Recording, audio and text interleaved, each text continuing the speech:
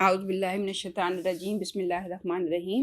یہ ایک حدیث آخرت کے حوالے سے میں بتانا چاہ رہی تھی۔ حضرت انس بن مالک بیان کرتے ہیں کہ رسول اللہ صلی اللہ علیہ وسلم نے ارشاد فرمایا کہ قیامت کے دن اس دوزخی کو لایا جائے گا جو اہل دنیا میں سب سے زیادہ خوشحال تھا، پھر اسے آگ میں غوطہ دیا جائے گا، پھر اس سے پوچھا جائے گا کہ اے آدم کے بیٹے، کیا تو نے کبھی کوئی بھلائی دیکھی؟ کیا تجھ پر کبھی کوئی راحت گزری؟ تو وہ جواب دے گا کہ نہیں، خدا کی قسم، اے میرے رب، میں نے کبھی راحت نہیں دیکھی۔ اور ایسے ہی جنتی کو لایا جائے گا جو دنیا میں سب سے زیادہ تکلیف میں رہا ہوگا، اور اسے جنت میں غوطہ دیا جائے گا، پھر اسے کہا جائے گا کہ اے آدم کے بیٹے، کیا تو نے کبھی کوئی تکلیف دیکھی؟ کیا تجھ پر کوئی شدت گزری؟ تو وہ کہے گا کہ نہیں، خدا کی قسم، اے میرے رب، مجھ پر کبھی کوئی تکلیف نہیں گزری اور نہ میں نے کبھی کوئی شدت دیکھی۔ یعنی آپ دیکھیں، ہماری نظر تو ایک محدود نظر ہوتی ہے نا۔ اگر ایک امیر نافرمان مسلمان ہے تو وہ مطلب صحیح نہیں ہے، اس کے مقابلے میں ایک انتہائی غریب اور فرمانبردار اللہ کا اگر مسلمان ہے تو وہ جنتوں میں ہوگا۔ اور جو دوسرا جو ہمیں بظاہر لگ رہا ہوتا ہے دنیا میں دیکھ کر، کسی کے پاس بہت بڑا اچھا شاندار گھر ہے، عزت ہے، دولت ہے، شہرت ہے، لیکن وہ دین سے دور ہے، تو پھر ہمیں نہیں پتا کہ ان کا پھر کیا انجام ہوگا نا۔ پھر ایک اور جو حدیث ہے کہ رسول صلی اللہ علیہ وسلم نے مسلمانوں کے بارے میں اس بات کو ناپسند کرتے تھے کہ مسلمان دنیا ہی کو سب کچھ سمجھنا شروع کر دیں۔ مطلب یہ نہیں ہے کہ دنیا میں کچھ بھی نہ کریں، یہ تو ہمیں پتہ ہی ہے کہ دنیا کو برتنا بھی ہے، استعمال بھی کرنا ہے، اور اسی کے ذریعے ہمیں اپنی آخرت اکٹھی کرنی ہے نا۔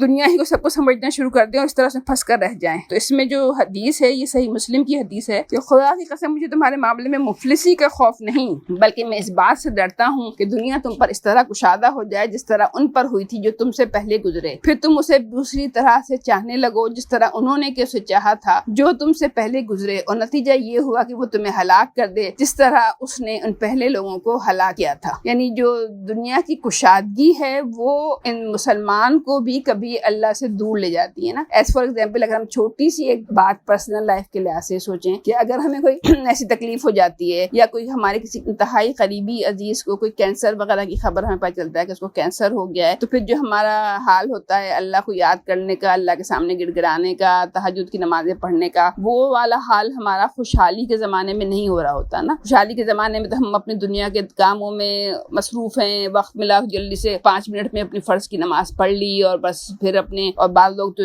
نماز ہی اسکپ کر دیتے ہیں، مطلب انہیں خیال میں کوئی نماز پڑھنا نہ پڑھنا برابر ہے ان لوگوں کے لیے، حالانکہ مسلمان ہیں۔ تو یہ والی بات نا کہ رسول اللہ نے یہاں پہ یہی کہا کہ دنیا کی کشادگی اور وسعت جو ہے انسان کو اللہ سے دور بھی کر دیتی ہے۔